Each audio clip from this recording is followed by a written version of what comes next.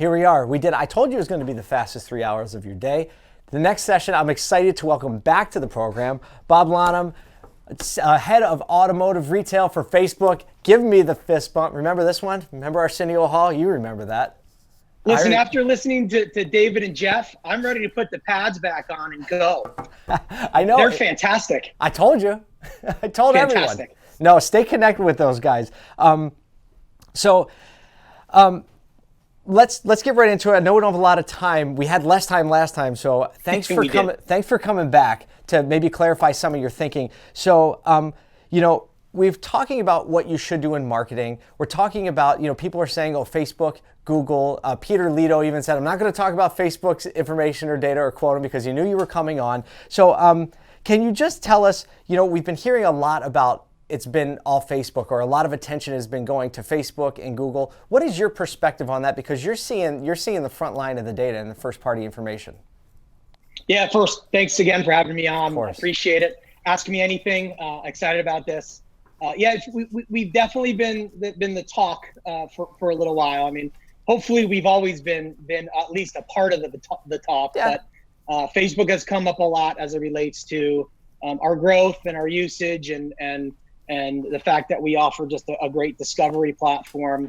And frankly, one of the things that we're doing as dealers have taken a step back and said, okay, I've got media running. I don't have media running. What should I be doing now? I've got a blank slate. Absolutely. What should I be doing now? Like, how do I maybe do this differently? The train has stopped. Do I rebuild it, rearrange the cars, and how do I move forward? And fantastic. I tell you, that's what I've been spending a lot of my time with, and working with the team internally, who also works with the external teams. And one of the biggest focuses we have right now is just ensuring that the ecosystem, so the ecosystem that the agencies live in, that dealers that do it themselves on Facebook, because we're a do-it-yourself platform, are doing it correctly.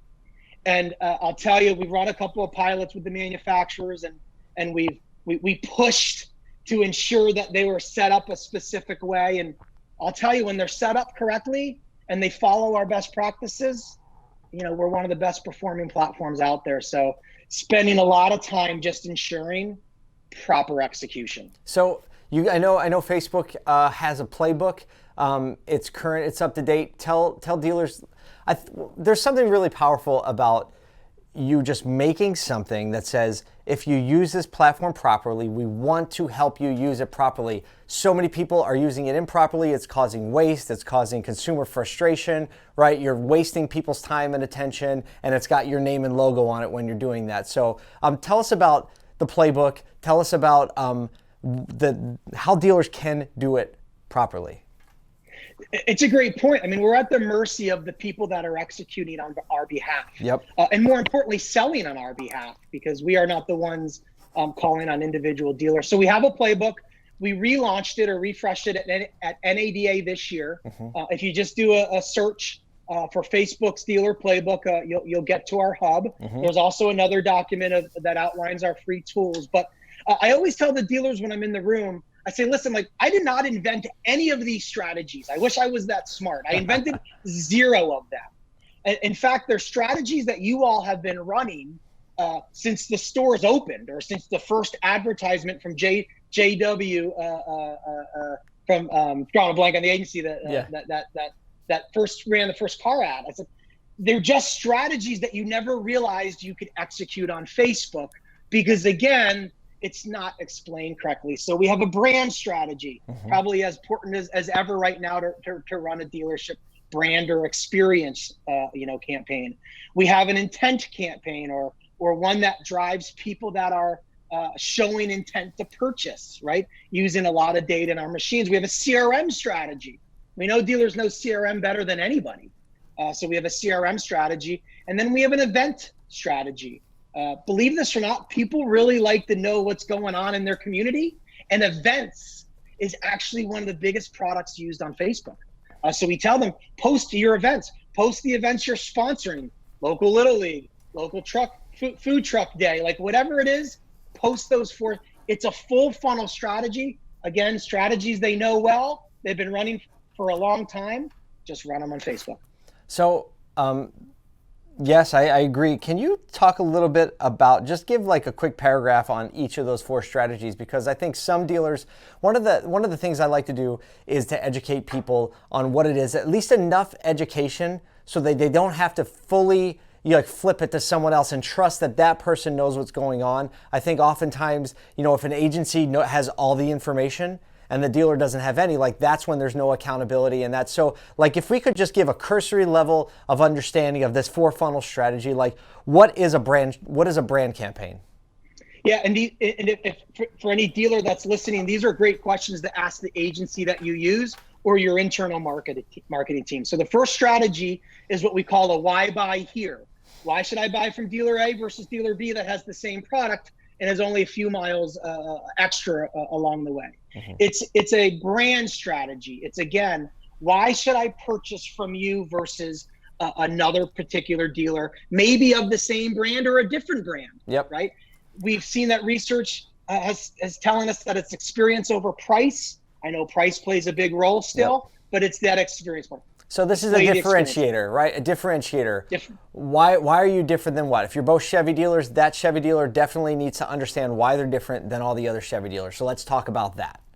You guys have the same products. I can go either way. Why do I come to you versus right, the other? But here's what's interesting to understand. When you run a brand strategy with our next strategy, which we call ready to buy, that uses a lot of signals, a lot of data, yep, to go out and find those people who are in market, to drive those VDPs, yep, right? To drive those messages now, to drive the old school leads.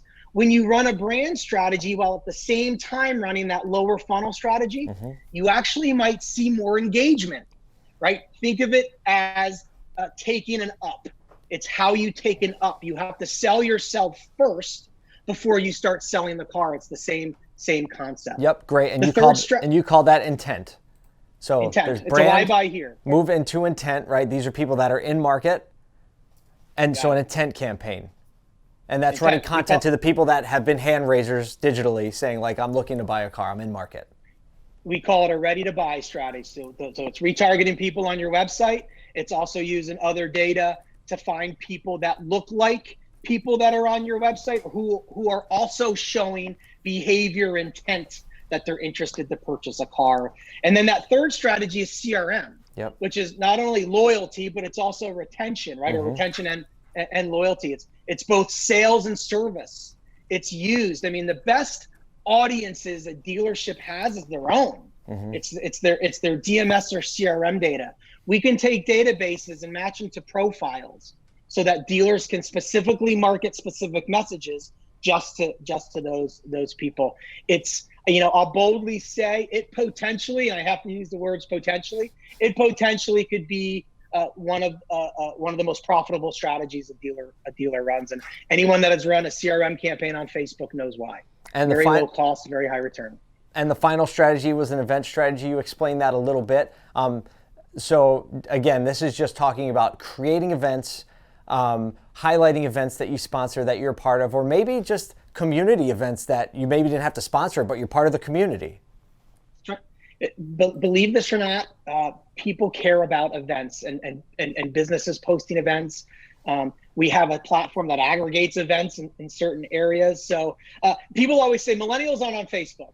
And I always say, well, they are on Facebook because mom, dad, and uncle are on Facebook. And they actually, but there's one main feature that millennials use on Facebook: events. You know what? I would also say that I see Marketplace coming back, right? Buy and sell. I put some patio furniture on Marketplace this past Saturday. Okay, we've had it for 10 years. I was ready to get rid of it. I had 50 messages in less than 2 minutes. I can relate to that. I put snow tires on there, and literally within an hour they were sold. Somebody picked them up within 2 hours. And the difference on Facebook Marketplace versus Craigslist or whatever is I know who that person is. Right? Craigslist, it's random. I'm getting hacked. I'm getting text messages about, is this still available? Pay my shipper. I'll give you extra money for, all that crap. So yeah, so Facebook Marketplace and events makes sense. I never thought of that from the event standpoint. Okay, we have a few minutes left. I want to talk about really something we never talked about on the show, and that's co-op dollars. And the advantage of co-op, in this season, what kind of ad dollars favor co-op and what kind favor the tier 3 spend. So what is your perspective on co-op dollars and how does that play out in the ecosystem?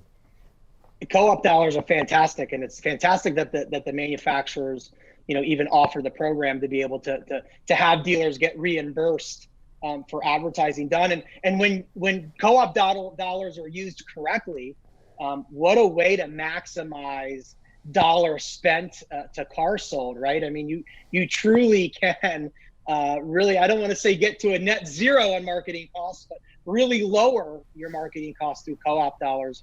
Facebook is a part of pretty much every program that's out there. All the programs are different. We're working with the manufacturers every day regarding where we fit into the program. It's funny, those programs that may position us or did position us differently in their program has shifted us more to the front.